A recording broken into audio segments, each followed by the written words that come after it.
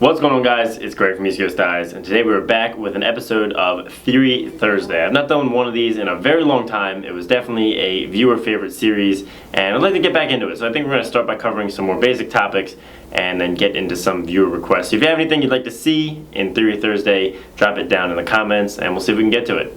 So basically, Theory Thursday is a video where I less tell you what to do and more tell you, kind of why things are done and try and explain the ideas behind string rather than just showing you exactly how to do a pattern or a knot or a top string. So today's episode is about top string. If you haven't noticed, we did the last couple tutorials about pretty much all the different top strings that you might want to use, and you can find all those. We'll also link those in the description. They're really great. We had done ones before, but now I've remade them that are higher quality and a lot easier to follow. So if you need a string of top string or you want to reference any of these top strings, make sure to check out the links in the description. So we're just going to touch briefly on why you would use each top string. So when I'm stringing a stick, and this has been the same ever since I was young, I always start by default going to a 9-diamond top string. It's the go-to, it's the basic, it's the easiest to string, it's nice and symmetrical, and it's simple, and it just works. So if I'm going to string ahead, I usually start by thinking about doing a 9-diamond top string.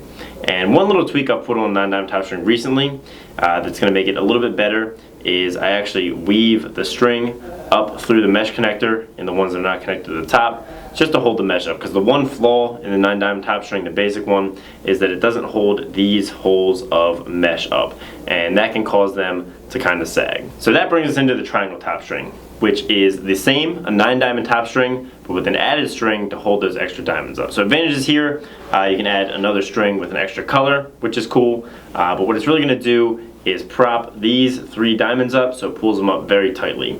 The main time you're really going to want to do this is when you have a head with a pointed scoop. A pointed scoop in a regular 9-diamond top string is going to create a large gap where this middle diamond is able to be pulled down very far, and it's just going to create a large gap, and your channel isn't going to be pulled quite as tightly up, so it's not going to be quite as nice. It's going to lead to inconsistencies down the road. It takes a little bit longer. You need an extra string, but if you can, I would definitely recommend the 9-diamond triangle if you feel like putting the time in, because it just does add a little bit extra performance. Final note for the 9-diamond top string: for almost all heads, this centric excluded, I like to start my top string down on the second sidewall hole. A lot of times the top sidewall hole is too close to that outside top string hole. It's not going to pull it tight enough, and you won't have the right distribution across the scoop, and the mesh along the scoop will be too loose. So you usually want to start down one sidewall hole, so just make it a little bit tighter across the scoop. So this brings us to the 10-diamond top string. This is much more rare, not nearly as commonly used.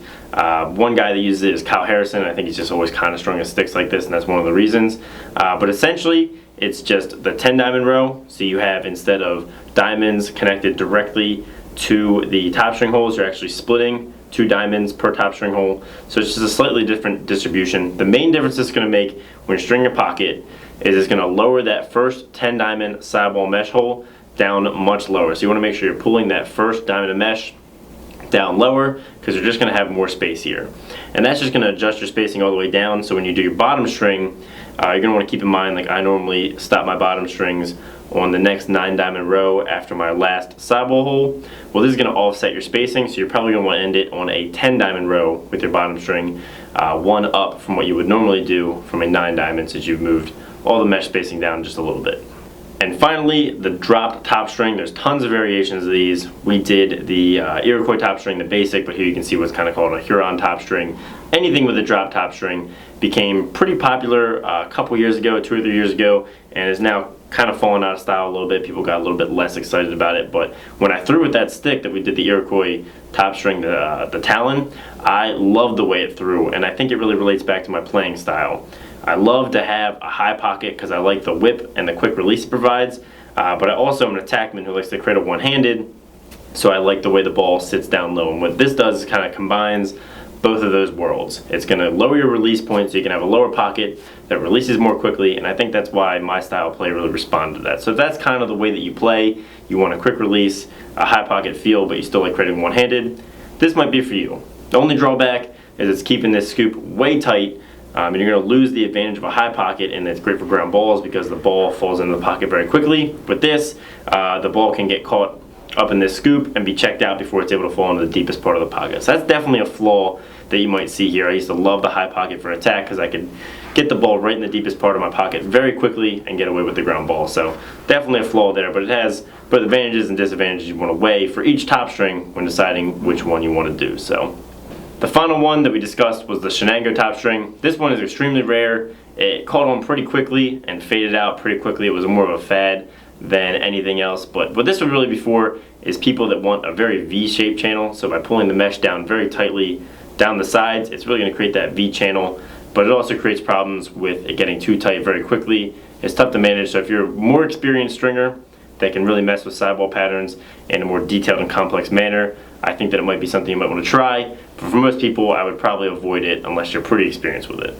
So thanks for watching, guys. Make sure to let me know what you think of this theory. Let me know what top string you guys use down in the comments. Make sure to leave your suggestions for future Theory Thursdays. Like this if you liked it, subscribe if you haven't, and have a great day.